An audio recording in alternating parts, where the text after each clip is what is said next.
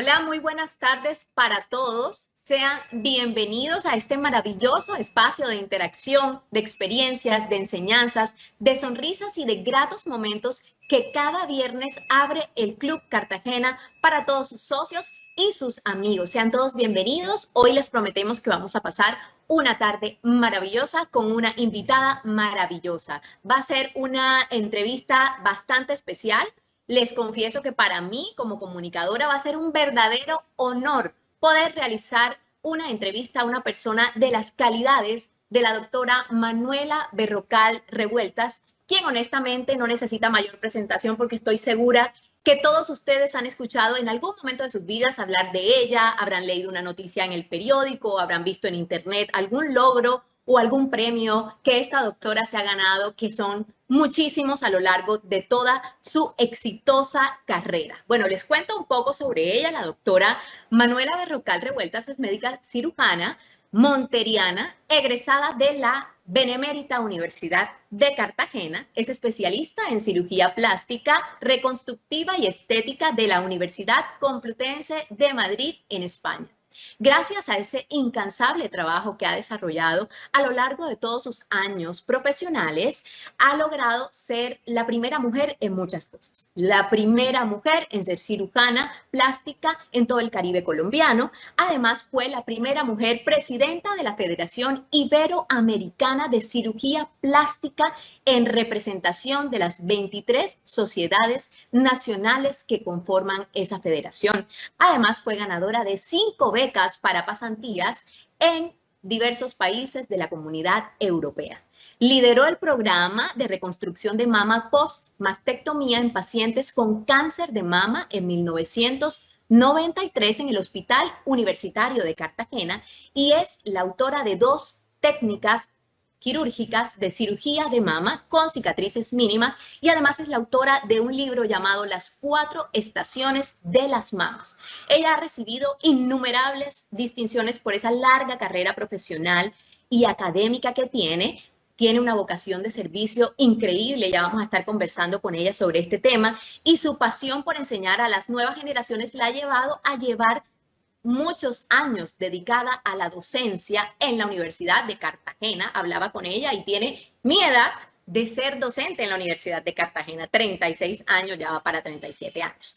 Entonces, bueno, podría seguir, créanme, diciendo muchas y muchas y muchas cosas de esta carrera tan maravillosa que la doctora Manuela tiene, pero bueno, vamos a darle la bienvenida a ella para que sea ella la que nos comience a contar y nos comience a endulzar con todas esas experiencias y con esa maravillosa forma de hablar que ella tiene. Ya van a ver que vamos a quedar encantados. Les voy a resumir de qué vamos a estar hablando. Vamos a estar hablando de esos logros de ella, sobre el tema del papel de la mujer en la sociedad. Vamos a estar hablando de estereotipos de belleza, de la educación, que es una de sus más grandes pasiones, y de muchos otros temas familiares. Aquí sí que bienvenida, doctora Manuela Berrocal, a este programa en vivo. Es un verdadero honor para nosotros en el Club Cartagena contar con alguien como usted en este programa. Le doy la bienvenida en nombre de nuestro presidente Orlando Bustillo, también su colega médico, él es ginecólogo, y también por parte de nuestro gerente Ubaldo Morales, quien por supuesto también está encantado de esto, y sobra decir, Rosario Díaz Granados, con quien hemos estado armando toda esta hermosa tarde que vamos a tener de hoy. Así que bienvenida, doctora, a este espacio. Saluda a su audiencia, por favor. Muy buenas tardes, Mafe. Muy buenas tardes al Club Cartagena, a Orlando Bustillo, a Ubaldo Morales, a mi queridísima amiga Rosario Díaz Granado.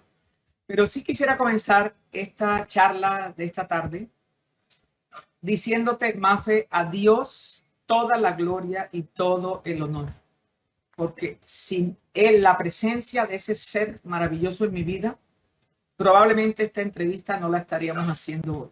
Gracias por permitirme compartir con su selecta audiencia vivencias, experiencias, percepciones que en un momento dado de la vida pueden ser tomadas o desechadas de acuerdo con los gustos y preferencias de cada persona que esté enlazada en esta entrevista. Mil gracias por esa distinción. Amén, doctora. Y bueno, espero que todos estos, digamos, estos minutos nos alcancen para hablar de tantas cosas hermosas que tenemos para esta tarde de hoy. vamos a comenzar, doctora Manuela, con esas conversaciones previas que tuvimos. Les cuento, me reuní con ella, tuvimos unas tardes maravillosas en su apartamento para preparar esta entrevista, así que estamos con digamos que con las expectativas al máximo. Durante esta tarde la vamos a tener totalmente alta esa expectativa. Así que, doctora, en todas estas conversaciones que tuvimos, pude percibir que usted es una mujer extremadamente familiar, es como el motor, el eje de toda su familia, ha sido una persona muy protectora con sus hermanos, con sus sobrinos, y es quien conserva esa memoria histórica de su familia. Entonces, empecemos por contarle a nuestra audiencia qué significa la familia para usted. La familia, para mí, es el soporte vital de mi existencia. En ese soporte vital de mi existencia, recibí un patrimonio genético que Dios me dio a través de mis padres, el doctor Luis Carlos Berrocal Revueltas, monteriano de capa y espada, que murió a la temprana edad de 56 años, y de mi madre cartagenera, de padres arjoneros, Ana Teresa Revueltas de Ver. Ese soporte vital de mi existencia, con ese patrimonio genético que recibí de Dios a través de ellos, me permitió construir una plataforma emocional que me ha permitido navegar en este mar de la vida y sortear con grandes dificultades, pero con grandes logros, las devastadores tsunamis, los terremotos, los tornados, todos aquellos fenómenos naturales que en nuestro diario vivir se van presentando y para lo cual solo Dios nos puede preparar a través de duras experiencias. Sin mi familia no estaría viva en este momento. Cuando hablo de familia, Mafe, yo no hablo solamente de esas personas que conviven en un lugar. Sí. Yo hablo de la familia como núcleo de una sociedad que sin lugar a dudas está en una profunda crisis, y creo en mi percepción personal que esa crisis tiene un origen claro que quizás muchos no quieran ver, y es la desintegración del núcleo familiar, porque viviendo bajo un mismo techo, los padres no se ven porque trabajan a horas diferentes, los hijos están en universidades diferentes y solamente durante vacaciones y escasamente los fines de semana pueden tomar un desayuno en la mesa. Pero yo fui educada en un núcleo familiar donde se hacían 3 encuentros de 10 hijos con sus padres a una mesa de 12 puestos, a la hora del desayuno, a la hora del almuerzo y a la hora de la cena. Y en esos 3 encuentros diarios, durante los 13 años de mi primera infancia, recibíamos aquellas lecciones de vida donde con una sola pregunta de mi padre después de almorzar, que llegábamos todos al colegio porque volvíamos a doble jornada por la tarde, mi papá preguntaba solo cómo le fue hoy en el colegio. Y en ese momento, esa simple pregunta nos abría la puerta para decir, no fue muy bien, hoy me castigaron, hoy me regañaron. Momentos que mi padre aprovechaba para hablarnos de principios y valores del ser humano. La importancia del amor y del perdón. La importancia del compartir, porque sabía que éramos 10 hijos y que probablemente no tendría en ningún momento dado para comprar 10 bicicletas. O sea, la palabra compartir era el eje en el cual giraba la tertulia de esa mesa, ese pequeño encuentro a la hora del almuerzo. Hay que aprender a compartir. Hay que amar, pero también hay que saber perdonar. Hay que entender que todos son diferentes y hay que entender que la educación es el único motor que los hará libres. Decía una frase que nunca olvidé: no dejaré dinero porque quien deja dinero deja ruina. Y esa frase que escuché a mi padre en mi pequeña infancia, la puedo testimoniar cómo las familias se han desintegrado a través de la pelea de una herencia. Entonces mi padre hablaba de la herencia de la educación y nos hablaba, la educación te permitirá ser persona de bien para saber y utilizar ese saber para servir. Hablaba de 3 S's: el ser por el saber para servir. Y ese servir es el servir del médico, pero el servir con calidad. Porque si bien es cierto que la medicina no puede curar, el 60% de las enfermedades no tienen cura, pero pueden ser aliviadas. Esa curación va más allá del orden físico. La medicina permite recuperar ese bienestar biopsicosocial que la persona necesita recibir de su doctor cuando acude a una consulta en busca de alivio. Por eso he estado un poco de espalda a las nuevas tecnologías, por eso cerré el consultorio durante este año, me declaré en sabático, porque soy incapaz de atender una consulta a través de un computador, porque mi pasión es ver los ojos de mi paciente y saber qué está sintiendo a través de cada pregunta que yo le hago antes de decidir si se va a operar o no. Entonces, ese ambiente familiar que tuve durante 13 años, porque mi padre partió a la eternidad cuando yo tenía 13 años, dejó 10 niños de 3 a 13 años. Esa tertulia de 3 encuentros diarios me permitió, como te dije, construir la plataforma emocional con la cual pude navegar mi existencia con logros, aciertos y desaciertos, porque como todos los seres humanos, tuve desaciertos, pero puedo decir que si he sido mujer de éxito, ha sido por la inmensa satisfacción de terminar la jornada diaria habiendo podido servir sin hacerle daño a nadie. Eso puede ser para mí mi familia. Muchas cosas, muchas cosas en ese eje familiar, doctora Manuela, y muchas experiencias. ¿Qué significó para usted, doctora Manuela, después del fallecimiento temprano de su padre y haber tenido que cambiar de manera accidental y de Montería a Cartagena? Tuvo que cambiar también su educación, ¿no? Hablábamos que ella estudiaba en un colegio de monjas y cuando se vino para acá, para Cartagena, ingresó a un colegio público, el Liceo Femenino Soledad Acosta de Samper. ¿Cómo fue ese cambio? ¿Qué nos puede decir de esto? A ver, cualquier niño que le mueven sus raíces no tenía edad para entender qué estaba pasando, Claro. cómo ya mi papá no estaba en la mesa al desayuno, cómo mi madre lloraba y no hablaba. Nosotros éramos unos niños, unos niños. Era difícil de entender el día que nos dijeron se van todos para Cartagena porque mi madre estaba muy grave. Mi madre perdió el deseo de vivir.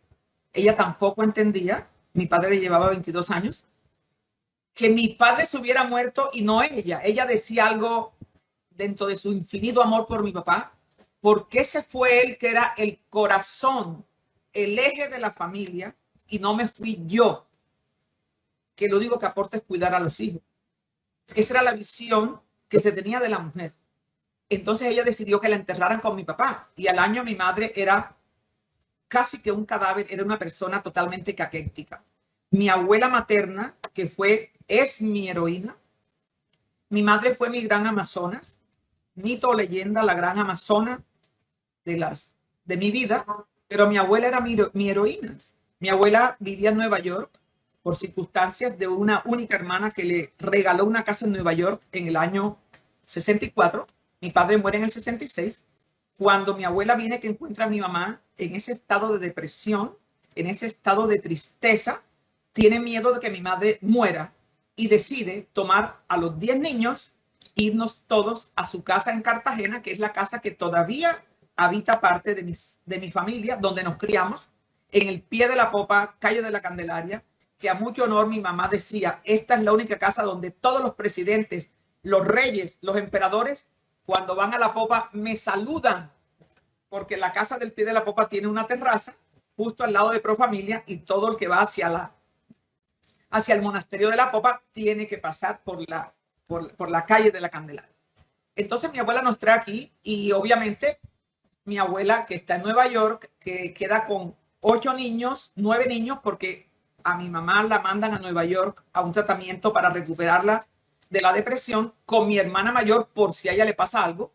Mi abuela decide sabiamente, la mayor tiene que irse con Ana Teresa, pero alguien tiene que quedar para que me dé la mano. Mi abuela tendría ese momento, no sé, 50 años, probablemente 50. Y eran 9 niños pequeños, pequeños de 3 a 13. Elizabeth tenía 14. Mi abuela me pide muy dulcemente que la acompañe a las matrículas de todos. Y hace la lista y me dice, ve chuleando lo que vamos matriculando. Y entonces yo, en mi inocencia, chuleé mi nombre, porque el de Elizabeth, ya Elizabeth iba a viajar con mi mamá, chuleé el mío, y seguí en orden de la lista y chuleé los demás. Cuando mi abuelita me dijo, ya están todos, claro. Los del jardín infantil, estos. Y llegamos a la casa y ya todos estaban chuleados. Todos fueron a colegios privados.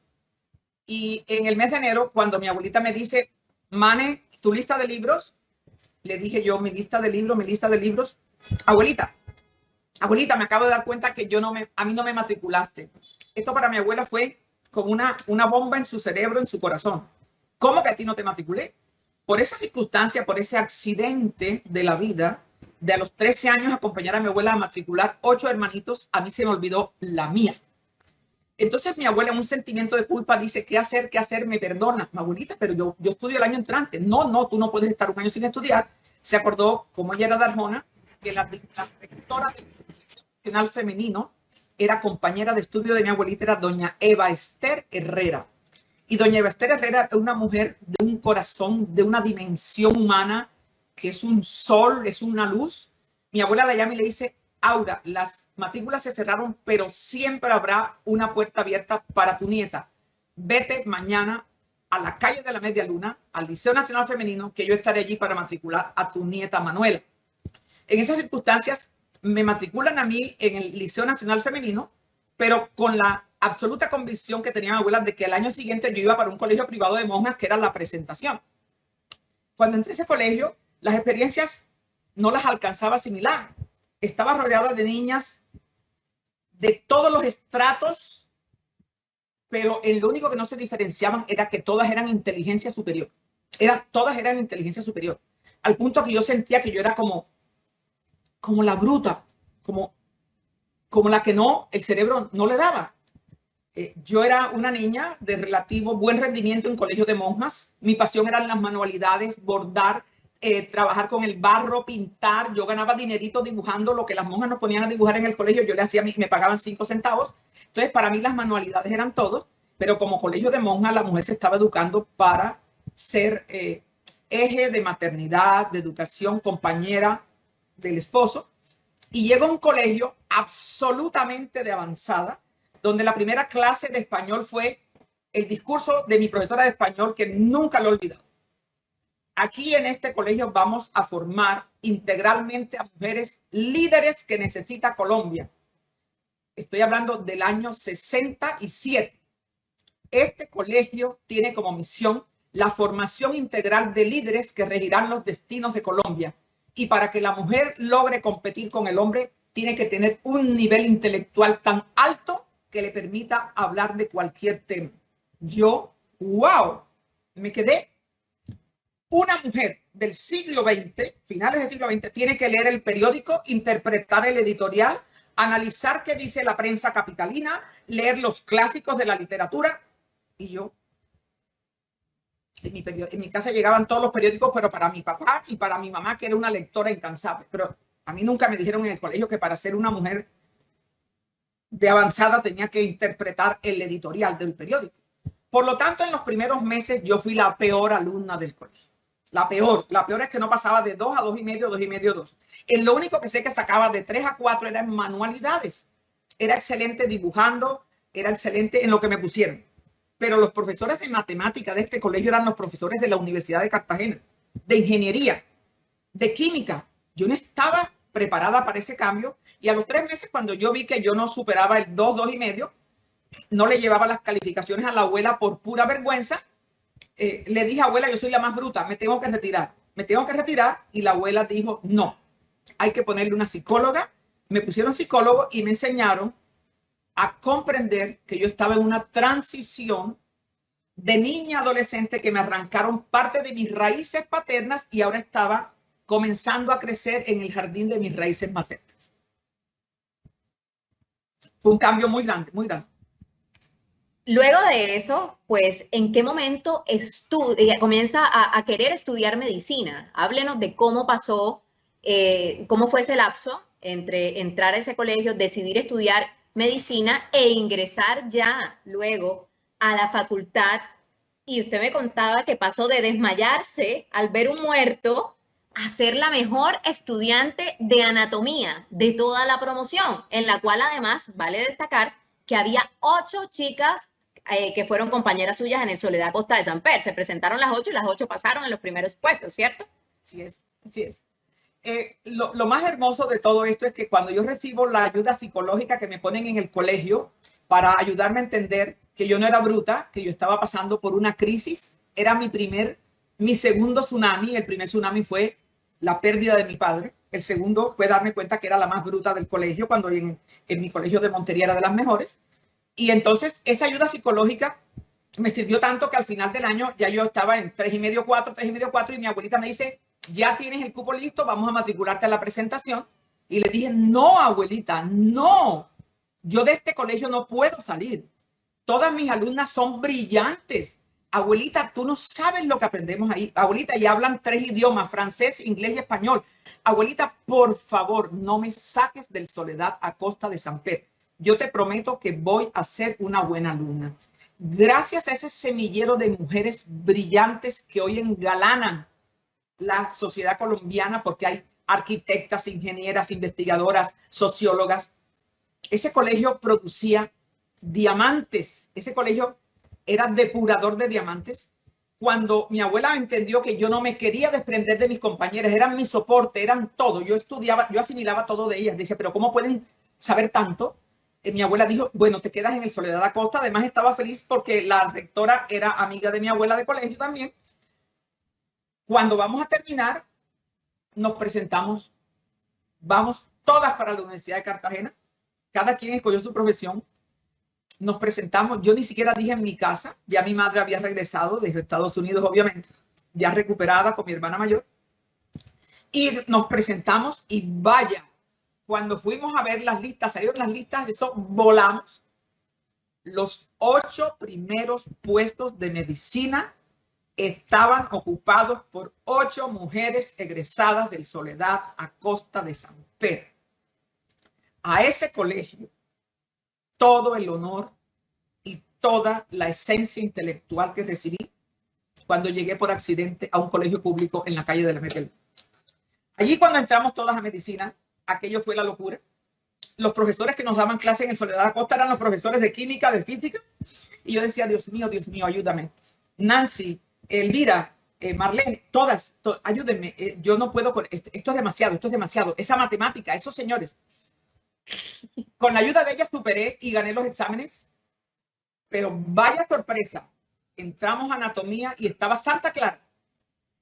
Y yo, que siempre había sido un poquito miedosa un poquito, no. Yo después de la muerte de mi padre me volví una niña supremamente miedosa de todo. O sea, tenía miedo de todo. Me parecía que de pronto algo me iba a faltar. Me volví casi que insegura. Mis amigas me ayudaron a recuperar. Dije, este sábado le dije a 2 amigas, vamos al anfiteatro. Vamos a enfrentarnos a los muertos. Sí, Manuela, claro. Nos vemos allá en el anfiteatro a las 2 de la tarde. Yo, para no decir que era miedosa, me fui a la 1 de la tarde para Santa Clara, donde hoy está el restaurante italiano. Allí estaba el anfiteatro y yo me fui rezando con los dedos cruzados, rezando. Y cuando voy entrando, había 2 bancas de granito y estaba el señor que cuida el anfiteatro acostado. Dicen que uno termina pareciéndose al trabajo que ocupa. Cuando él sintió los pasos de alguien que iba entrando, él estaba acostado, rígido, yo lo veía amarillo, y ese señor se sienta en esa banca. Yo di un grito, creo que alcancé a correr 10 metros y caí privada casi en la puerta de Santa Clara en el momento en que mis amigas entraban, porque la cita era a las 2 y yo llegué 1 hora antes o media hora antes. Y dijeron, ¿qué te pasa? Y yo decía, un muerto, un muerto. El muerto era el cuidandero que se llamaba Calixto, y Calixto viene atrás corriendo. ¿Qué le pasa a esa muchacha? ¿Esa muchacha qué le pasó? Parece que hubiera visto un muerto. Yo le decía, un muerto. Y mis amigas me cogieron, me dieron agua. Manuela, es el que cuida los cadáveres. Es Calixto. Vamos a estar con él todo el semestre. Y yo les dije, ¿saben qué? Hasta aquí llegó la medicina. Hasta aquí llegó mi medicina. Me tengo que retirar. Yo no puedo desmayarme cada vez que veo un muerto. Y llegué a la casa esa noche llorando, llorando, y me dijo mi abuela, dije, abuelita, mamá, qué dolor, qué dolor. Ya vamos para tercer año y me toca retirarme. Y yo, ¿qué pasó? Mamá, abuela, yo vi un muerto y yo no soy capaz de ver un muerto. Yo me desmayé cuando el señor que cuida se levantó. Mi abuela me dijo una frase que todavía hoy me suena a cascabel. Manuel, nunca le temas a los muertos, porque si no les hiciste nada, ellos nunca van a regresar a cobrarte lo que no les has hecho. Pero oye bien, Manuel, tenle miedo a los vivos, porque nunca podrás imaginar el daño que una persona te puede llegar a hacer solo por envidia. Esa frase que dijo mi abuela en ese momento me puso de pie y le dije, abuelita, mamá, regreso al hospital, y terminé convertida casi que en el monitor de nuestro cadáver, que le puse por nombre Pepe Luis. Lo tengo fotografiado en mis libros que tengo en la oficina. Pepe Luis, le hice un vestido de un saco de estos de saco donde venían las papas, y yo disecaba, y después mis amigos me decían, Berro, ahora explícanos, Berro, ahora explícanos. En esa forma, yo terminé convertida casi que en un monitor privado de mis 6 compañeros. Eran 3 estudiantes a cada lado, y por eso, a la hora del examen, fui exhibida en anatomía, porque realmente mi pasión se volvió la anatomía humana. Bueno, entonces, luego de esa pintoresca experiencia que nos acaba de contar, acá tengo a la gente, a los comentarios en el en vivo, las personas muertas de la risa con la historia que está contando, doctor. Ahorita hablamos un poco con las personas que están conectadas. Gracias. Tenemos que en 1978 termina esa carrera y es cuando usted decide presentarse en cirugía, pero se encuentra con una puerta que se le cerró en la cara. Y eso, en lugar de hacer que usted se quedara quieta y decidiera desistir, que era la intención de esa persona que ya nos va a contar, lo que hizo fue continuar con más fuerza en ese camino de querer ser cirujana. Entonces, cuéntenos un poco de esta experiencia y, sobre todo, si usted considera que esa cerrada de puertas se debió a que usted era mujer y que en ese momento de la historia, pues las mujeres no tenían como muy permitido triunfar o algo así. ¿Me puede contar de esto? Claro que sí. Como te dije, la vida te va creando una plataforma que te va fortaleciendo emocionalmente. Ya llevaba la partida de mi padre, ya llevaba la segunda, el cambio de colegio, donde yo me sentía la más bruta. Ya viene la tercera, mi proyecto de médico, truncado porque no puedo ver un muerto, pero los 3 ya fueron superados. Y terminé la carrera, fui a hacer mi primer año de internado. Mi internado, volví a Montería, donde la gente recordaba a mi padre, pero con unas vivencias. O sea, mi padre tenía en ese momento 11 años de fallecido, y me impresionaba que llegaban al Hospital San Jerónimo de Montería y me decían, ay, pero usted tiene la risa de un médico que fue una persona muy amada aquí en Montería. Usted oyó hablar del doctor Luis Carlos Berrocal, y yo me iba en llanto, Pero usted conoció a mi papá, usted cuando, entonces yo era como un niño que quiere explorar. ¿Tú dónde conociste? Eran campesinos, muchos me decían, él atendió el parto de mi hija, no murió por él me salvó a mi hijo. Entonces yo dije, Dios, esto era mi padre. La gente lo recuerda, o sea, no ha muerto, la gente lo recuerda con amor, con respeto, con cariño. Había sido parte de los gestores de la creación del departamento de Córdoba en el año 50, porque el departamento de Bolívar no atendía las necesidades de la provincia, y por eso se produjo la creación del departamento de Córdoba, de los cuales mi padre fue gestor. El Hospital San Jerónimo fue donde él ejerció su vida como médico. Entonces, cuando yo termino y me dicen qué especialidad vas a hacer, yo dije, Dios, me encanta la medicina, me encanta todo lo que sea manual, me encanta la anatomía. Tim Barín de dos pingües, ¿qué es? Cirugía. La anatomía es mi pasión, la medicina es mi pasión, y todo lo que tenga que ver con arte es mi pasión. Eso entonces pensé, cirugía general. Cuando me presento y me dice mi jefe, a quien quise mucho y a quien respeté, porque ya te digo, en la vida, la plataforma emocional te obliga a dar a Dios lo que es de Dios y al César lo que es del César. Era un profesor brillante que yo quería mucho. Cuando me fui a presentar me dijo, ¿y usted qué hace aquí? Y le dije, profesor, vine a buscar los formularios de cirugía. Me dijo, doctora, se equivocó. Aquí vaya a buscarlo a pediatría, a ginecología, a medicina interna, pero no a cirugía. Profesor, yo quiero ser cirujano. Nunca olvido esa frase. Esta especialidad es solo para varones. Pero me dijo algo que disparó mi fortaleza y mi rebeldía. Mientras yo esté vivo, una mujer no será cirujana en esta universidad. ¿Te puedes imaginar?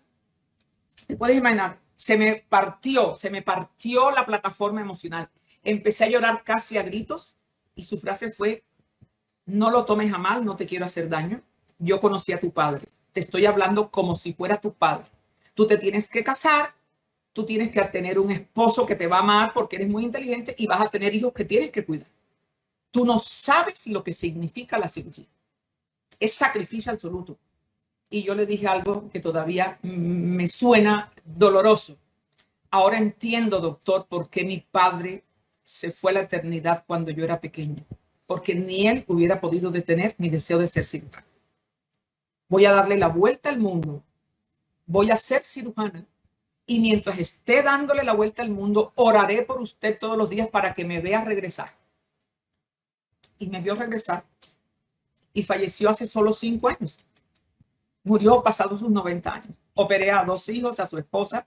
En fin, eso, en ese momento, que era un tsunami, no tenía dinero para ir a ninguna universidad. O sea, o me especializaba en Cartagena o me quedaba de médico general. Y mi pasión era la anatomía y la cirugía.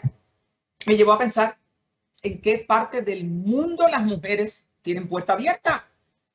Y me fui con mi primer tiquete a Bogotá, a 5 embajadas, a preguntar, comenzando por la de España, si en España una mujer podía estudiar cirugía. Sí. ¿Qué necesito? Un examen y una beca. O que la sostenga su familia. Alemania tiene que hablar alemán y las mujeres estudian cirugía y lo que quieran. Francia estudia cirugía. Italia estudia cirugía. Fueron las 4 embajadas que alcancé a visitar. Entonces, manos a la obra.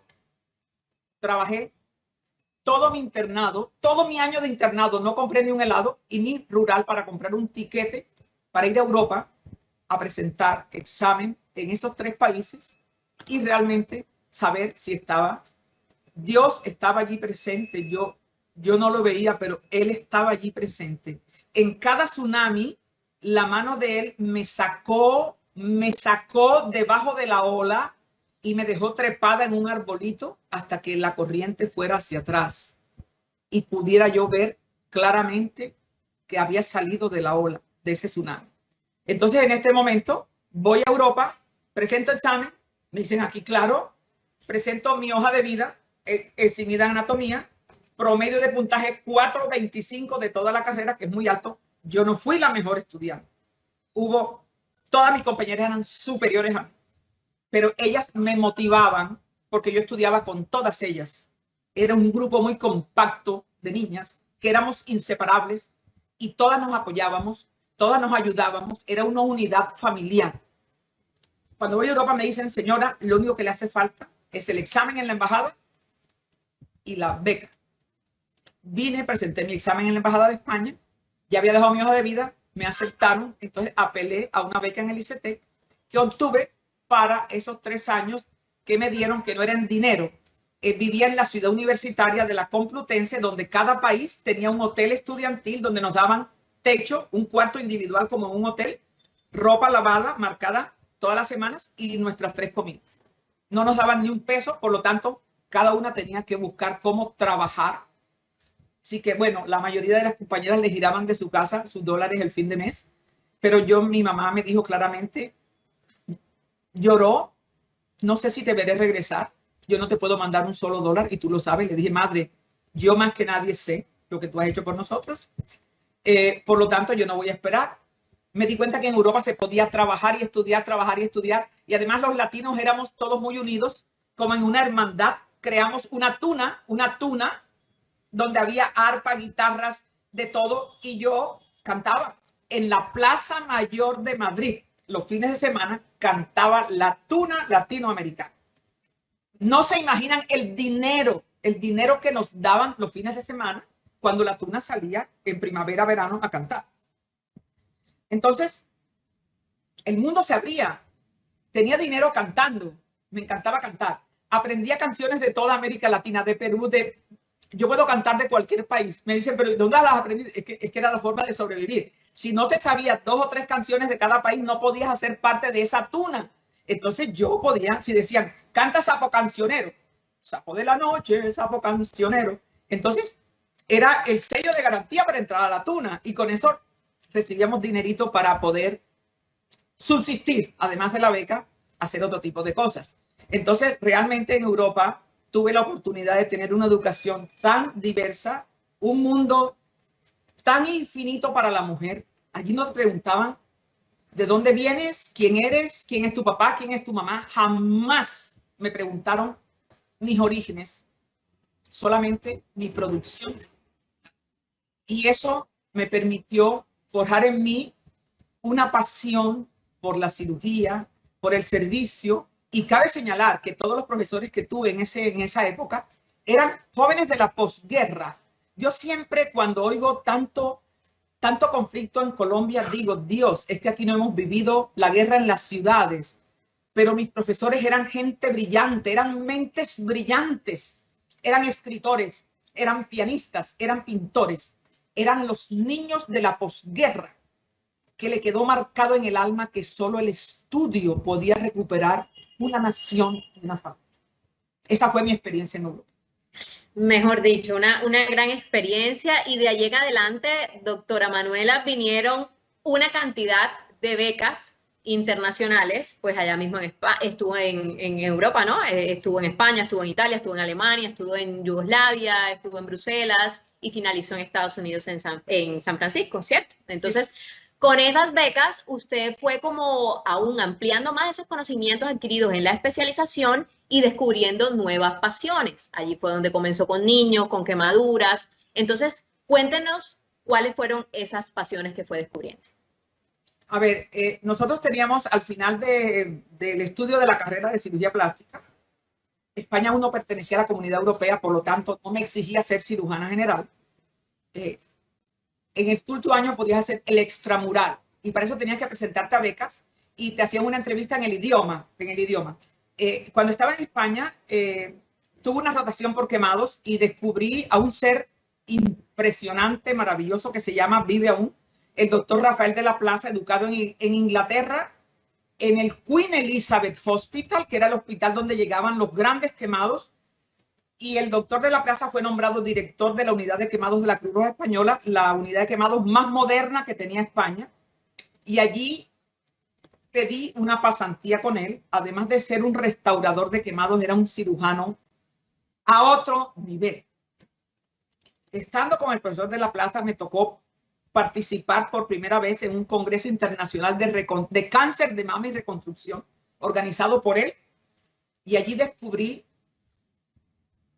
una constelación de estrellas del mundo que venían a este simposio internacional de Estados Unidos, Bélgica, Inglaterra, y yo presenté mi primer trabajo. Está publicado en el libro del doctor de la Plaza en el año 81 con un profesor brasilero, se llama Reconstrucción mamaria con colgajo dorsal ancho y estiramiento abdominal ascendente. Yo apenas estaba terminando la especialidad. Pero allí conocí, cuando presenté mi trabajo, estaba la doctora Madeleine Leyure, que se consideraba el top del mundo. Le decían Margaret Thatcher, era una mujer belga que vivió la guerra mundial, fue una niña de la posguerra y era una lumbrera, además que era bellísima, hablaba 5 idiomas. Era algo que yo decía, pero ¿cómo una mujer puede llegar ahí? Entonces ella se acercó y me dijo, si alguna vez que le interesa algo en especial, yo trabajo mucho con niños con malformaciones, estoy en Bruselas, solo escríbame y mándeme sus credenciales para habilitarle un cupo. Entonces, después de reparar con quemados, le dije al doctor de la Plaza, ¿sabe que en Colombia hay muchos accidentes de mano? Yo quisiera como fortalecer más, profundizar la cirugía de la mano, porque hay muchos accidentes de mano laboral. Y me dijo, ahora mismo le escribo al doctor Morelli, pero le va a hacer un examen, entrevista en italiano. Y yo digo, wow, en italiano. Yo tenía facilidad para los idiomas, la tengo todavía. No sé en cuánto tiempo aprendí a tener una conversación elemental en italiano, y cuando me escribieron al doctor Morelli, me dieron la cita para entrevista con él y me recibió declamando a Pablo Neruda. Me gustas cuando callas. Y yo era nerudiana. Yo había ganado 2 concursos departamentales de poesía cuando era niña en Montería. Y cuando el profesor Morelli me dice, ¿es usted la doctoresa colombiana? ¿Conoce a Pablo Neruda? ¿Conoce Me gustas cuando calles? Y yo le contesté, porque estás como ausente. Me dijo, la plaza es suya. La plaza es suya. Le dije, profesor, yo soy enamorada de Neruda. Y me dijo, ha sido la pasión de la poesía en mi vida. Yo gané, mandé mis credenciales, mis papeles, mi beca y estuve. Cada pasantía duraba 3 meses, de 3 a 4 meses. En ese año tuve las 3 pasantías de 4 meses, de 3 meses, perdón, Italia en mano. Luego el profesor Neven Olivari era el genio en reconstrucción postmastectomía, que había sido el tema de ese simposio. Cuando vio mi trabajo me dijo, doctora, ¿le interesa reconstruir mamas en mujeres con cáncer amputadas? Le dije, sí, profesor. Mande toda su hoja de vida. La mandé, hice mi rotación. Luego en Yugoslavia, reimplante de manos. Mi obsesión era la mano. Pensé que iba a ser cirujana de manos. Y terminé en Bruselas con la doctora Madeleine Leyur, a quien pienso que Dios puso como referente en mi vida de lo que tendría yo que sufrir como mujer para poder ganar respeto, poder ganar un lugar digno y, ante todo, ser una mujer libre de pensamiento, palabra y acción. La doctora Madeleine Leyur fue la visión de mujer que yo tenía, y todavía hoy pienso en ella y le doy gracias a Dios por haberla puesto en mi vida. De ahí ya bajo directamente. Cuando termino ya ese año extramural, gano la beca en San Francisco con el doctor Luis Vasconi, y allá sí estoy 6 meses en San Francisco antes de regresar a Colombia. Entonces, Mafe, yo no creo que si yo me hubiera quedado en Colombia, ponte que me dijeron sí, yo hubiera podido tener una visión del mundo, como la que yo tuve, con los mejores cirujanos que en ese momento estaban en el top, y que el dolor de la guerra mundial les había tallado en el alma, que la educación era la herramienta válida para ganarle la batalla a la pobreza y darle un lugar de honor a la mujer que se esforzaba por luchar por una educación, como lo hizo la doctora Madeleine Leyur. Eso yo no lo hubiera visto si no me hubieran dicho no en mi benemérita Universidad de Cartagena.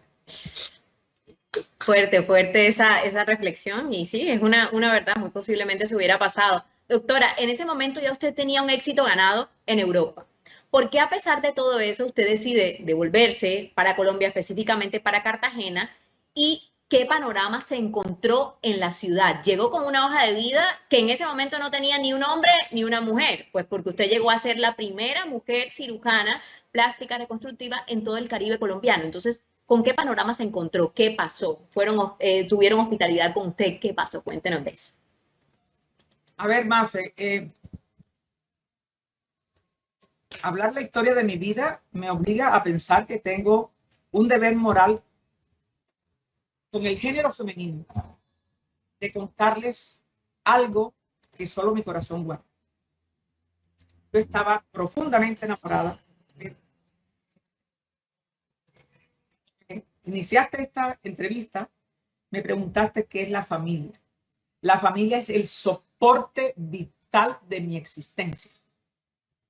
La primera profesional de mi familia era yo, la segunda hija, educada en un colegio público, porque mi hermana mayor estaba en New York con mi mamá y regresó, y felizmente se casó a la hora de su regreso.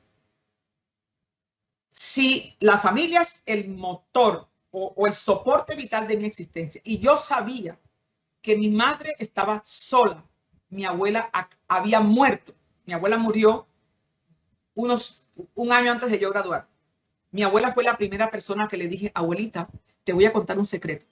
Voy a ser cirujana. Y mi abuelita me contestó, vas a ser una gran cirujana, pero no te voy a poder ver y te voy a acompañar.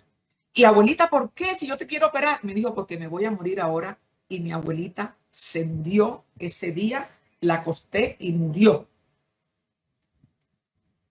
Piensa qué puede significar para mí en mi plataforma emocional que mi abuela me ha ayudado a construir, la pérdida de mi abuela siendo el instante en que yo decidí ser cirujana plástica. Yo dije, no, no. Dije, pero Dios, ¿dónde estás? Dios, ¿dónde estás? Si la familia es todo, si mi abuela fue mi heroína, si mi madre era mi amazonas, ¿cómo se va a ir mi abuela hoy? Entonces, ese soporte estaba anclado a una hija que se atrevió a desafiar el mundo, cruzó el océano, lo cruzó, tenía $1000 en el bolsillo y una beca que el ICETEC iba a estudiar para ver si me daba, pero que afortunadamente me la dio. Y que yo sé que mi mamá decía, si no regresa, que sea feliz. Yo decía, no, yo tengo que regresar. Es que pensaba, pero ¿cómo? Me dieron la beca de Italia, la de Alemania, la de Yugoslavia, la de Bruselas y la de... Dios, ¿qué hago con tanto conocimiento? Y me acordé de mi padre, el saber para servir con calidad a todo el que los necesite. Hablaba en plural. Yo tenía 13 años. Hijos, la educación los hará libres y utilizarán el saber para servir con calidad a todo el que lo necesite. Esa frase en una noche regresó a mi cerebro y dije, coge tu maleta y vas para Cartagena. Venía llena de ilusiones. Había aprendido a hablar italiano, hablaba francés, que ya tenía las bases de mi colegio público, donde hablábamos francés, hablaba inglés, hablaba español y estaba ennoviada con un alemán, por lo tanto, parloteaba el alemán. Cuando yo llego aquí con todo esto y empiezo a buscar trabajo, me miraban como, no sé, no te puedo, con algo de incredulidad, no era de irrespeto, era de una incredulidad. Cuando decía mi hoja de vida, 5 becas, 4 idiomas, y cuando llegué a mi hospital universitario, que el gerente del hospital universitario de Cartagena vio mi hoja de vida, me miró, me dijo, mija, con una hoja de vida tan bella, tan brillante, ¿qué viniste a hacer a Cartagena? Aquí eso no se necesita. Tuviste malformaciones. Aquí no nace nadie quemado. Aquí nadie se quema. Si fueras mi hija, tómalo de la mejor forma. Te daba el pasaje para que mañana mismo regresaras a Europa. Yo me senté a llorar con mi hoja de vida en la escalera de la entrada del hospital universitario y la gente entraba y me veía y yo lloraba, lloraba y lloraba. Pero unos meses después, mi benemérita universidad me envió la carta donde me dice, y la conservo, usted hace parte del grupo de cerebros fugados de Colombia y la Universidad de Cartagena la necesita. Me abrió las puertas, esas que un día me cerró. Fue el único trabajo que conseguí porque durante los 5 siguientes años, mi hoja de vida, todo el mundo decía, qué linda, qué linda, qué linda. Empecé a trabajar gratis en la casa del niño. Gratis en la casa del niño. No tenía ni para el bus. Un colega, pariente, me ofreció su consultorio para que abriera mi consulta y no tuviera que pagar el arriendo. Muy generoso de su parte. Durante un par de años. Y trabajaba gratis en el hospital. ¿Por qué? Y te lo explico.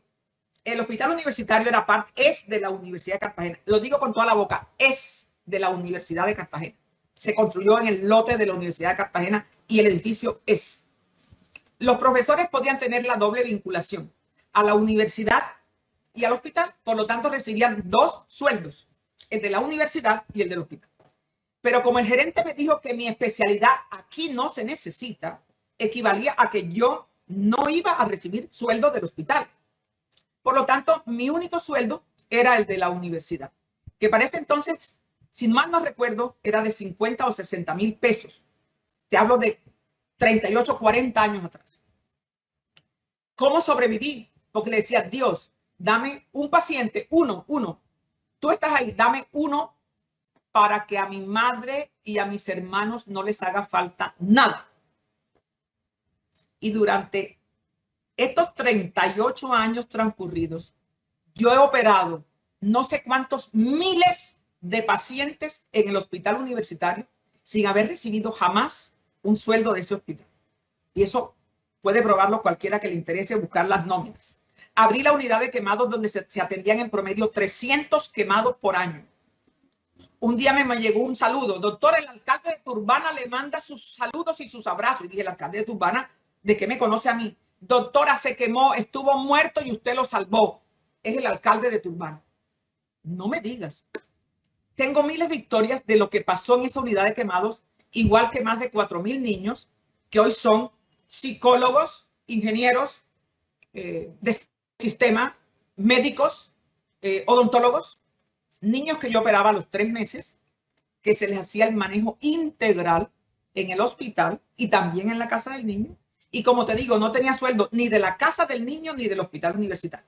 Eso me dio a mí una experiencia quirúrgica que yo creo que difícilmente otra persona en muchos años pueda tener. Dios me dijo, ¿tú querías servir? Aquí te los pongo de asientos. Ahora demuéstrame qué vas a hacer con ellos. Porque calidad de atención quiere decir que el mismo amor y la misma calidad quirúrgica que tiene un pobre es la que le doy al que paga la consulta y al que paga la cirugía. Eso fue mi recibimiento.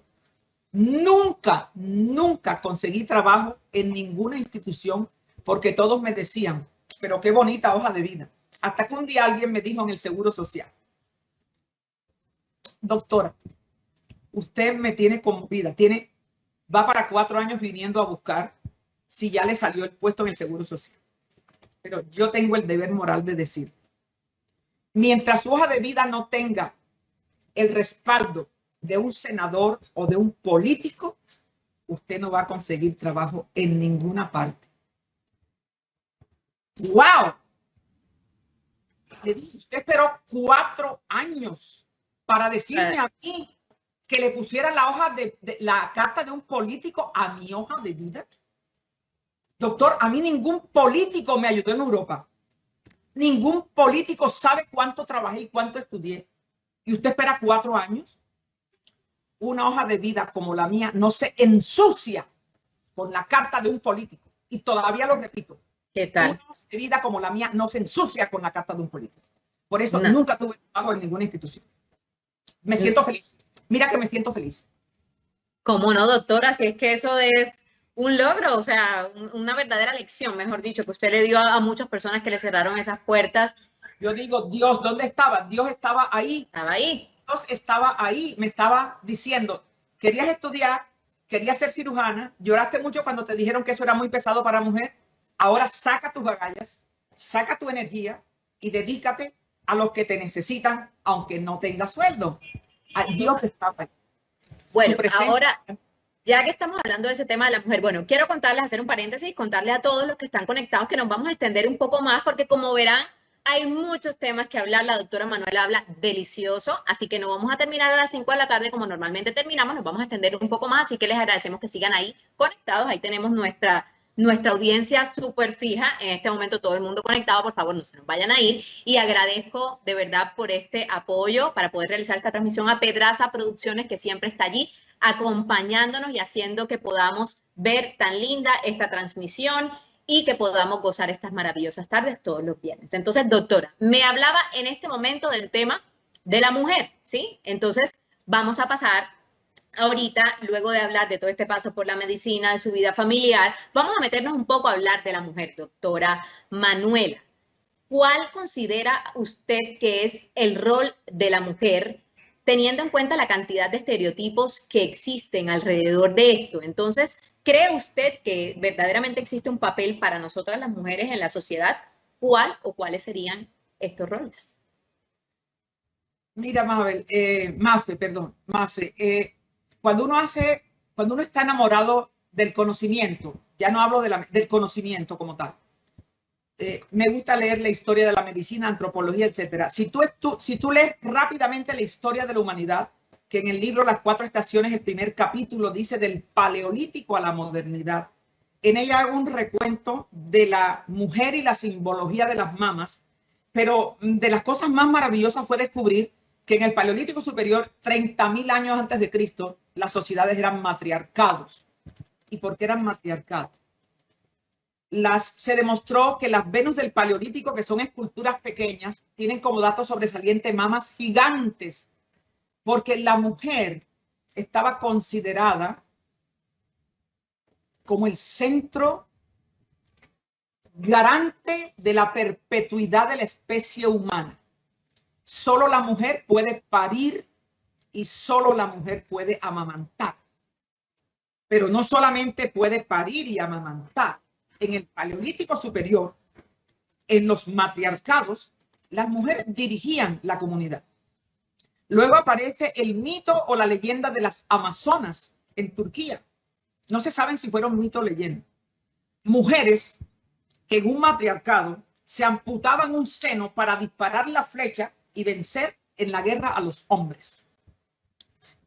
Cuando se descubrió el río Amazonas, que los conquistadores vieron a las indias con flechas y con los senos al aire, pensaron que habían llegado a la tierra de las Amazonas, porque en la Ilíada, en la cultura griega, Aquiles mata a Pentesilea y están ánforas. Está dibujado en las ánforas en los museos de Atenas. Aquiles mata a Pentesilea, que es la reina de las Amazonas.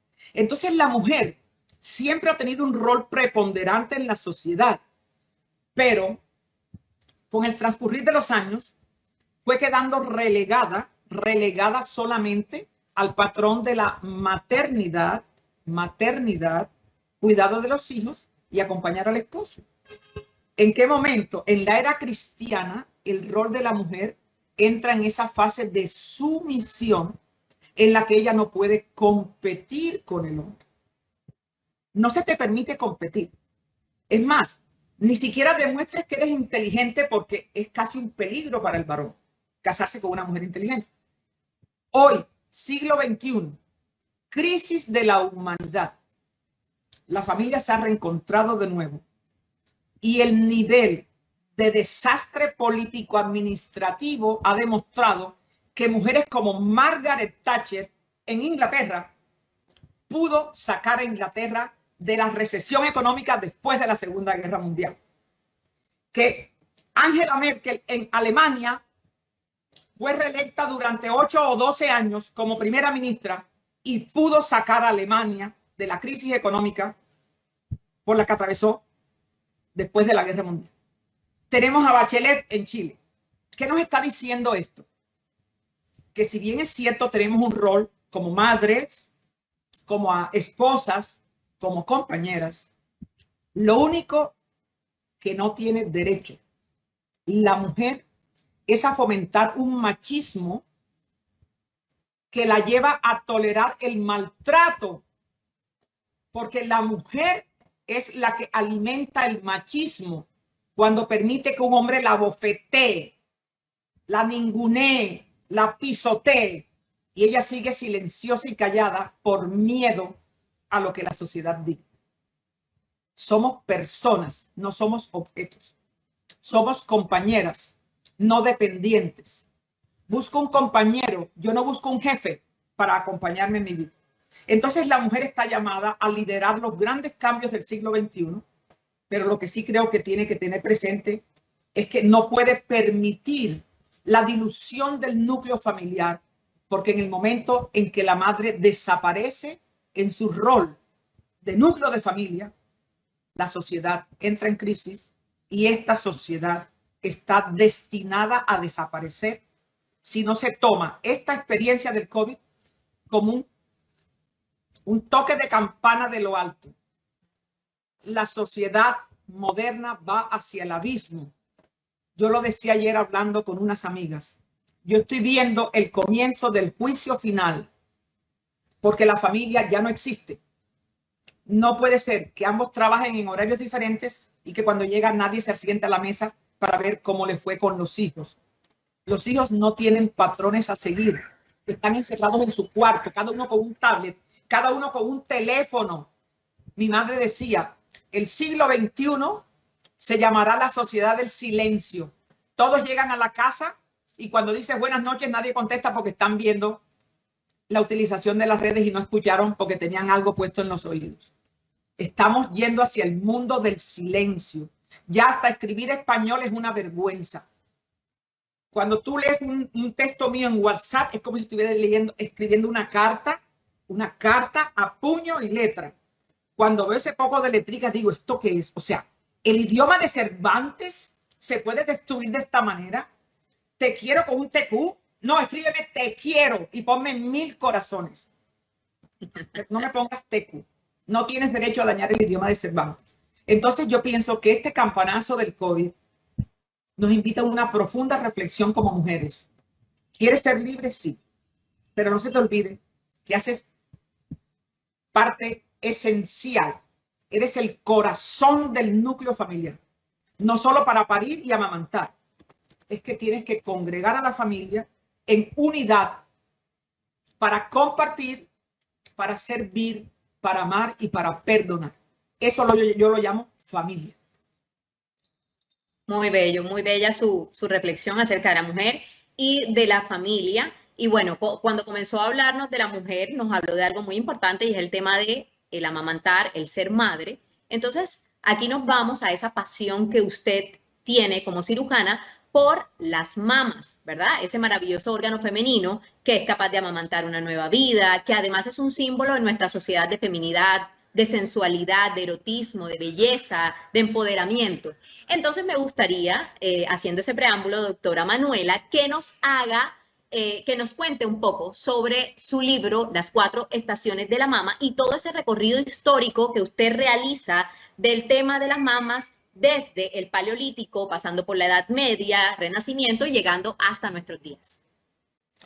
Bueno, una de las cosas que me talló en el alma la doctora Leyur, que fue mi madre intelectual, era Manuela, ¿quiénes son los cirujanos más destacados de Colombia?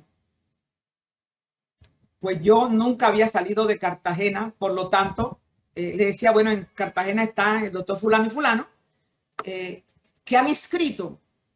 Y yo, pues, así como de escribir, doctora Leyur, no sé.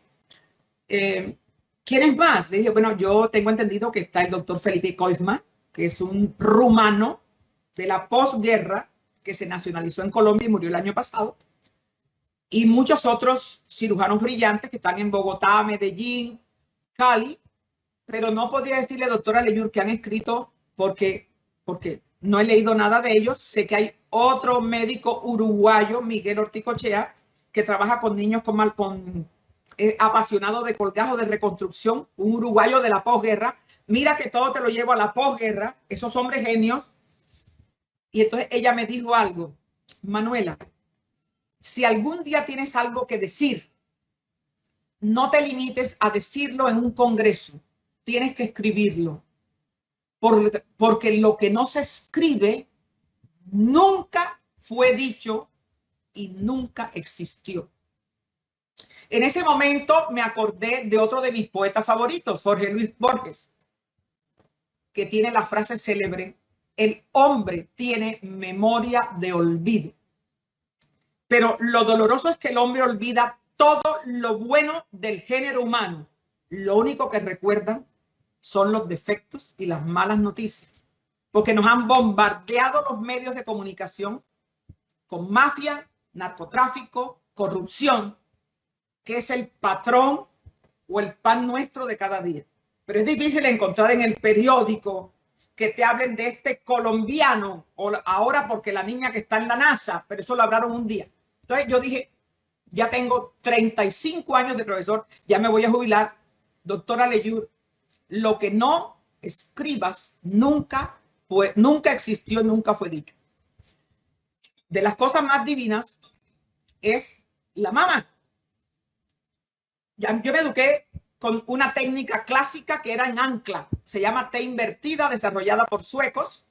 y que luego la populariza el doctor Ivo Pitangui. Es una cirugía mamaria bellísima, pero con unas cicatrices enormes. Cicatrices enormes. Y entonces yo pensaba que por mi raza, por nuestra raza, por nuestro mestizaje, en Europa esas cicatrices enormes hechas en mujeres de raza caucásica. Cuando hablo de raza caucásica, hablo de la raza blanca pura. Hablo de las alemanas, las suecas, las noruegas, las finlandesas, las rusas. La raza caucásica, que son los del norte de Europa, cicatrizan tan perfecto que a los 3 meses la cicatriz no se ve. Pero en la medida en que las razas se mezclan y se acercan a la raza negra, la cicatriz se produce en exceso y es absolutamente fea, desastrosa. Y yo pensaba para mis adentros, Dios mío, no puede ser. Esa cicatriz en una paciente mía será un desastre. Y evidentemente así fue. Cuando llegué a Colombia y seguí haciendo la técnica que aprendí con mis maestros, veía aquella cicatriz y decía, Dios mío, si fuera yo jamás me desnudaría ni delante de mi marido ni delante de nadie por la longitud de las cicatrices. Entonces empecé, yo había estado en Bellas Artes, a diseñar una técnica que permitiera hacer todo lo mismo, pero con una cicatriz más pequeña, por la convicción de que mi raza mestiza y mulata, o sea, esa multietnicidad de nuestra región, no me permitía garantizar una cicatriz lo más estética posible, pero sí lo más pequeña posible, con una forma muy bella. Empiezo en los congresos a presentar y nadie me creía. Decían, ahí viene la colombiana con su cicatriz mínima. Ahí viene la doctora Berrocal. Y yo presentaba mis conferencias, aplausos de pie, pero oía los comentarios. ¿Cómo lo hace? Pero es que es maga, es que ella es maga. Entonces yo me acordé y dije, no, tú tienes que escribirlo. En el año 92 presenté esta técnica 1900, en el Congreso Mundial en Madrid. Estábamos en plena guerra del Golfo Pérsico. La presenté al Congreso Mundial y la doctora Leyur me dijo, escríbala ya. La escribí. Después de los cirujanos plásticos debemos ser buenos fotógrafos. Todo estaba fotografiado, así que tenía material, tenía todas las herramientas para publicar y fue publicada a nivel internacional. Y ya en el año 2013 decidí hacer el libro, observando que la cirugía de mama es la cirugía que más se hace en el mundo, la que más se hace y la que más se maltrata como órgano, al punto de que quitan la glándula mamaria en una mujer de senos grandes para meter una prótesis. Yo considero que eso es un acto absolutamente aberrante. Quitar la glándula mamaria de una mujer que va para reducción de mamas, porque le pesan, le quitan una glándula sana para meter una prótesis.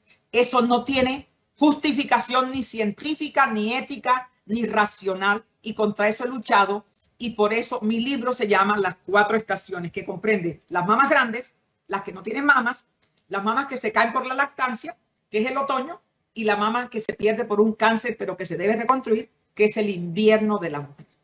Ese es el libro Las 4 estaciones. Excelente. Doctora Manuela, ¿qué le diría a las personas que aún tienen el mito de que la cirugía plástica y reconstructiva se limita solamente al tema estético? Sí, a las personas que están insatisfechas con su cuerpo y que deciden alterarlo pues, de manera invasiva pues, con la cirugía. Entonces, me gustaría que nos contara un poco sobre cómo y por qué nació esta especialidad que dista mucho de este tema estético. Entonces, que nos cuente un poquito sobre ese tema del nacimiento de la especialidad. Es fascinante, es fascinante. Es fascinante porque la cirugía plástica es la más antigua de todas las especialidades de la medicina. Y como decía la doctora Leyur, si no lo escribiste, no lo puedes afirmar. Si abres un libro de la India, 3000 años antes de la era cristiana, encuentras el tratado de reconstrucción de nariz, porque en la India el Marajá ordenaba amputarle la nariz a las prostitutas y a los ladrones. Y había un grupo de barberos se llamaban los aprendices de cirujanos, porque la medicina no existía como ciencia, no existía en esa época. La primera escuela es la de Babilonia. Y entonces esos aprendices de barbero, todavía me pregunto, ¿cómo lo hicieron?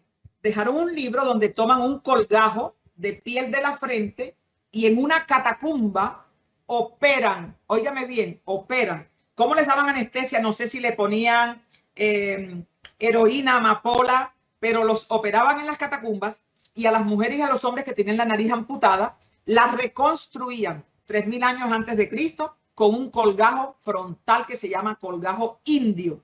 Y el libro está retratado, dibujado a mano alzada, el colgajo hindú 3000 años antes de Cristo. Pero luego, cuando ya la medicina avanza y vamos a Babilonia, a Bolonia, en Sicilia, el emperador pone el mismo castigo para las prostitutas y los ladrones. Les amputan la nariz. Pero ya la Universidad de Bolonia, que se compite en primacía con la de Babilonia y la Sorbona, aparece el doctor Tagliacozzi y dice, ¿cómo? Les amputaron la nariz, tráiganmelo. Le pone la mano aquí en la frente y saca un colgajo del antebrazo y le reconstruye.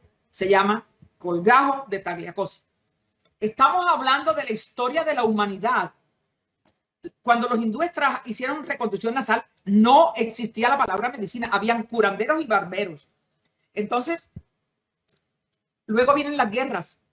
Mafe, quien no ha vivido una guerra no sabe lo que significa. Quien no se ha quemado la cara, lo estamos viendo aquí con la violencia contra la mujer. ¿Cómo te puedes deformar el rostro si el rostro es la ventana al mundo? El ser humano muestra la cara cuando nace. Por eso se dice, la cara es la ventana al mundo. Quien no ha sufrido un trauma no sabe lo que es la cirugía plástica. Nace en la posguerra. Nace antes de la era cristiana, pero se acrecienta en la posguerra. Los mutilados, los quemados, los niños. Dios, la cirugía plástica tiene un auge enorme después de la Primera y la Segunda Guerra Mundial, porque todo lo que llega son amputados, mutilados y deformados de las guerras. Los hospitales europeos estaban destinados a reconstruir. Y se dijo entonces, la máxima expresión de la estética del ser humano es la función. Te hago una pregunta, cuando tú vas a un ballet y estás viendo el Lago de los Cisnes o la boda de Luis Alonso, ¿tú te pones a buscarle la cara a la bailarina? ¿O le buscas el cuerpo al bailarín? ¿O le buscas los senos, el tamaño de los senos a esa bailarina? La escuela del joven Restrepo, que me parece la escuela del cuerpo del Colegio del Cuerpo. Sí. Es algo para mí que a mí me transporta al cielo. Tú te pones a buscarle la cara, el tamaño de los senos. La función del cuerpo humano es la máxima expresión de la estética. Entonces, si bien es cierto que el 60% de la cirugía plástica es reconstructiva y estética, con base en que la función es la máxima expresión de la estética, aparecen estos brazos nuevos, que es la cirugía estética como tal, que se ciñe a personas sanas, hablo sanas físicamente, pero que mental o psicológicamente le afecta alguna desproporción de su cuerpo, como puede ser o tener unos senos gigantes a los 9 años, como me ha tocado operar a los 9 años, una gigantomastia, o llegar a los 20 años sin seno y parecerse un hombrecito cuando te miras en el espejo. Entonces, la estética pura es una consecuencia final.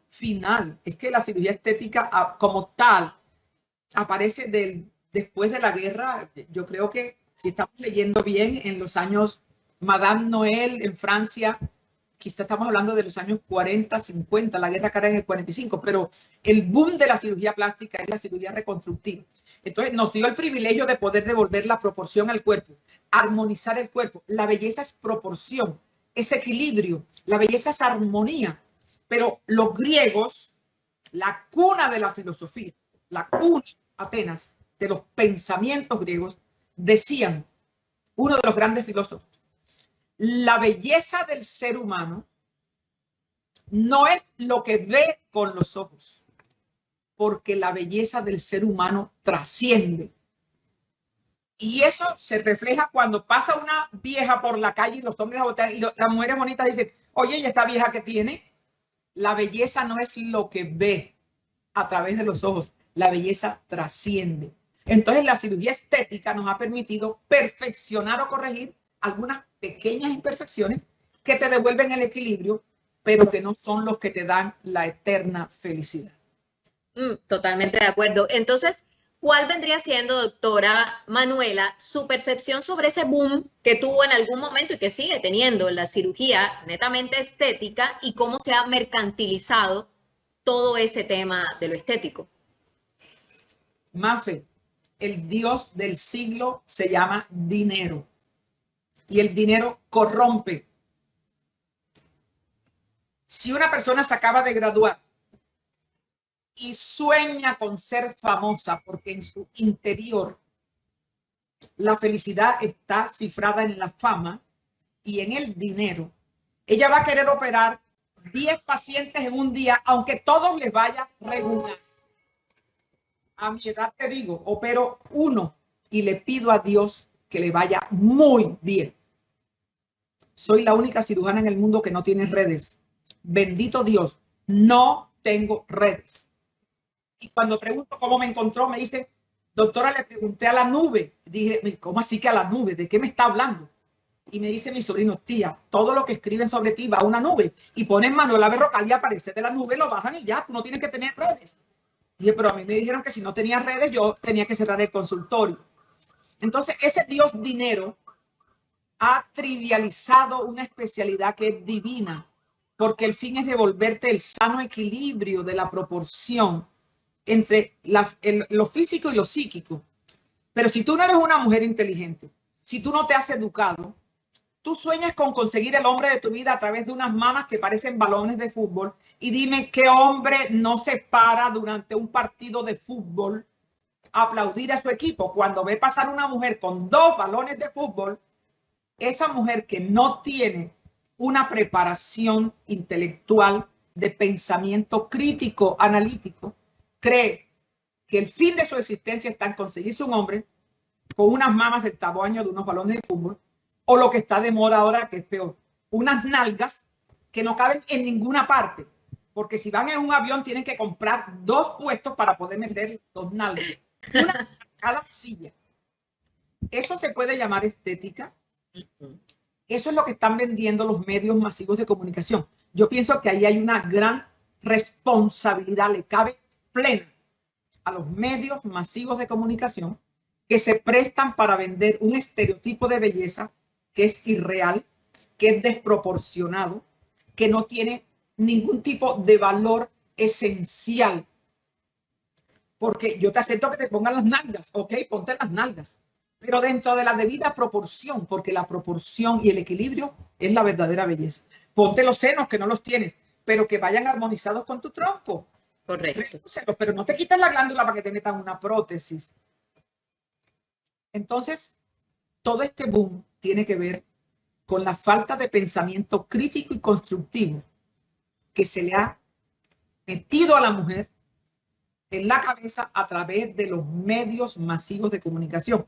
Yo lo llamo vulgarmente, vende tu cuerpo y serás feliz. Pues a mí, conmigo no cuentes pues. Conmigo no.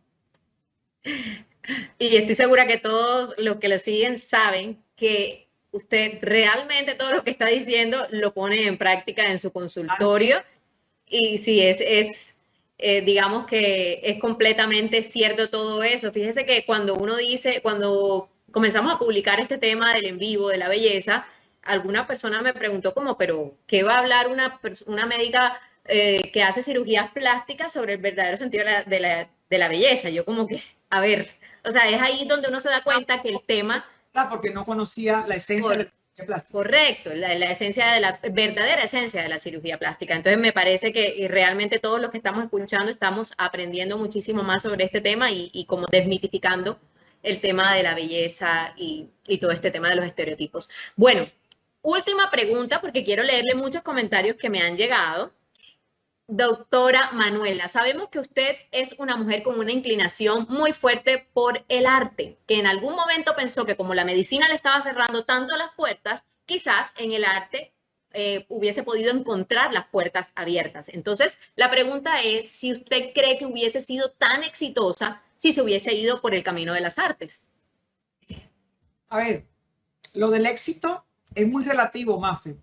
Más diría de la realización personal. Yo pienso que el arte te permite exteriorizar lo que sientes, pero la medicina te permite servir y aliviar el dolor del prójimo. Como te dije, nosotros fuimos una familia que perdió un padre a temprana edad, y cuando creces con una imagen que quizás has mitificado de un hombre que fue adorado en Montería, que todavía 50 años después de su muerte, la gente habla de él con amor, con respeto. Yo pienso que el arte me hubiera servido para sanar el alma, para expresar mis sentimientos, pero no hubiera podido servir para sanar física y psicológicamente a tanta gente que me necesita, o a la que le he podido servir, por decirlo de otra manera.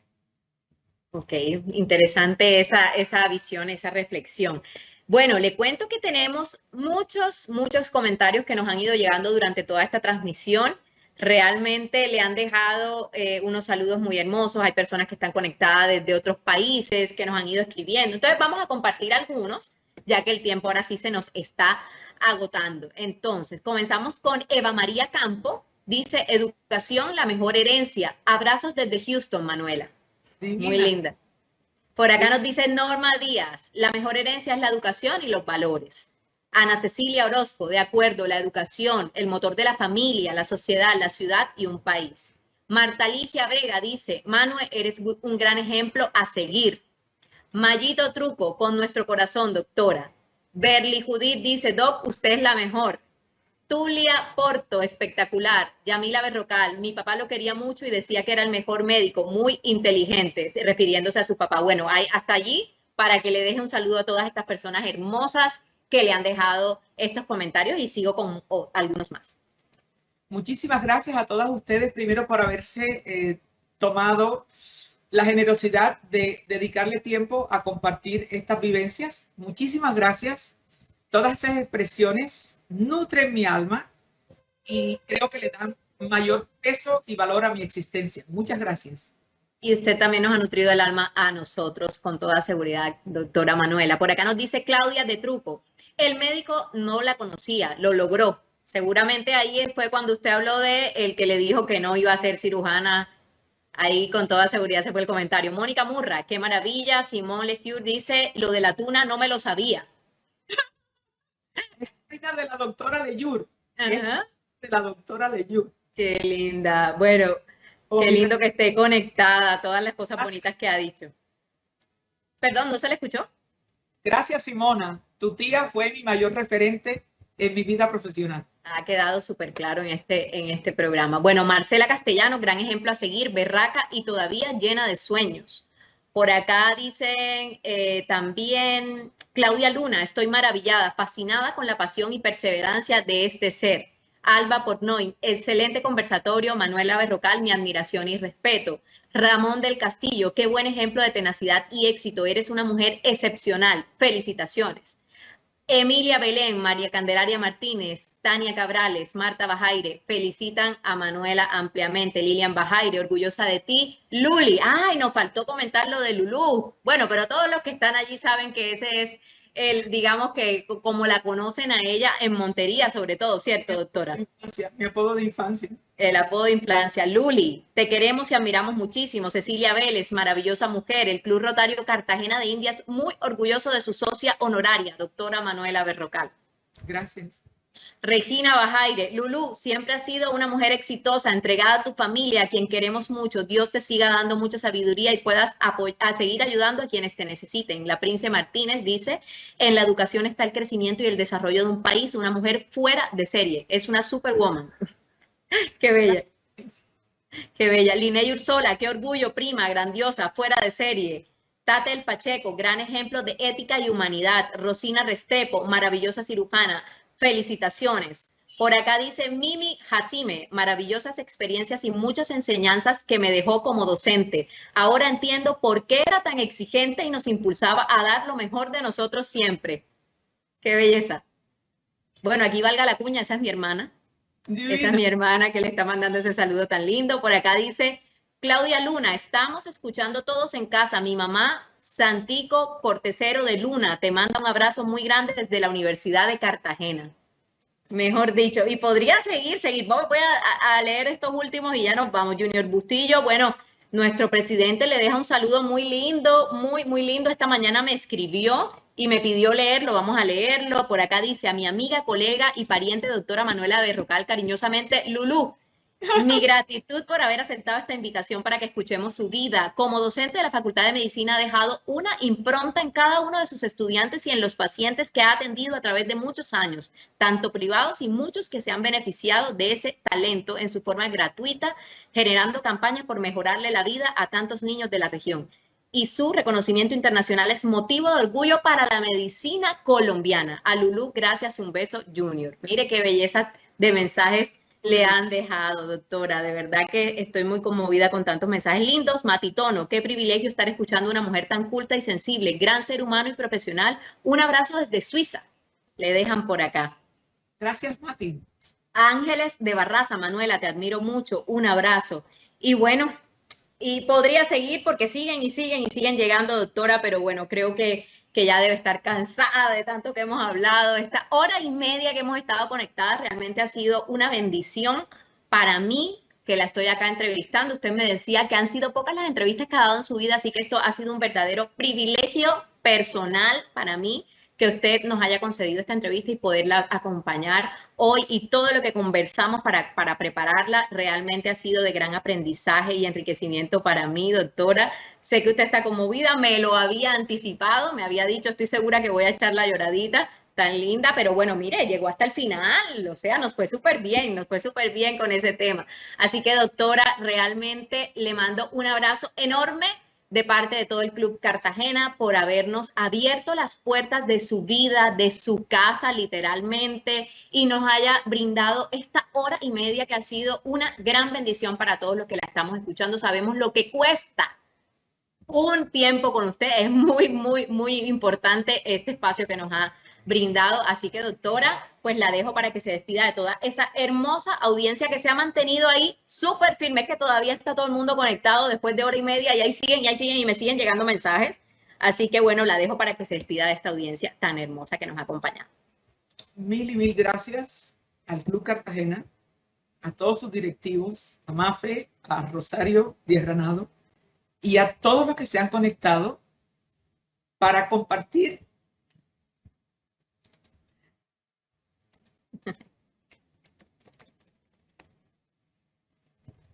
las huellas de mi vida. Porque cuando miro hacia atrás, creo que el camino transitado valió la pena. Y haber podido contribuir con ustedes para dejarles un pequeño mensaje de que hay que perseverar, hay que luchar y no hay que dejarse vencer ni derrotar. Porque nacimos con una misión para crecer, para construir, para servir, para amar, para perdonar y para compartir. Y esta entrevista con ustedes ha sido para mí extremadamente enriquecedora. He dado 4 entrevistas en mi vida, 2 en Estados Unidos, una a Toño Sánchez de Montería y esta a ustedes. Solamente con el humilde deseo de dejar algo de mi pronto en ustedes. Mil y mil gracias a Dios, la honra y toda la gloria para Él, que estuvo presente en toda mi vida. Yo Totalmente. No yo lo vi. Y nos acompañó durante esta entrevista. Y bueno, el mensaje que usted acaba de decir es como, digamos que el gran cierre, la perseverancia, sobre todo para el tema de la mujer también, que estamos en el mes de la mujer, ese empoderamiento y todos esos consejos que la doctora nos ha dejado en esta tarde de hoy, realmente amarnos, valorarnos como mujeres, y no dejarnos maltratar por un hombre, por nada del mundo. Así que ese es un gran mensaje que nos queda en esta tarde de hoy. Les mandamos un fuerte abrazo, les recordamos como siempre que este domingo las puertas del club van a estar abiertas para la misa, que tenemos un Street Food Festival que pueden disfrutar y sobre todo el tema de domicilio, ya ustedes saben, abiertos para socios y para no socios. Y por supuesto, las puertas del club abiertas para sus socios para recibirlos con los brazos abiertos como siempre y con todos los protocolos de bioseguridad. Un abrazo, doctora Manuela. La llevamos en el corazón de parte de Rosario también. Ya usted sabe que la ama, que la adora y ya yo estoy también en ese selecto grupo de personas que pueden sentarse toda una tarde con usted a disfrutar de un delicioso café con jengibre. Así que un abrazo, la quiero mucho también y le deseo muchas bendiciones. Hasta luego y gracias a todos los que nos acompañaron. Gracias por su compañía. Gracias.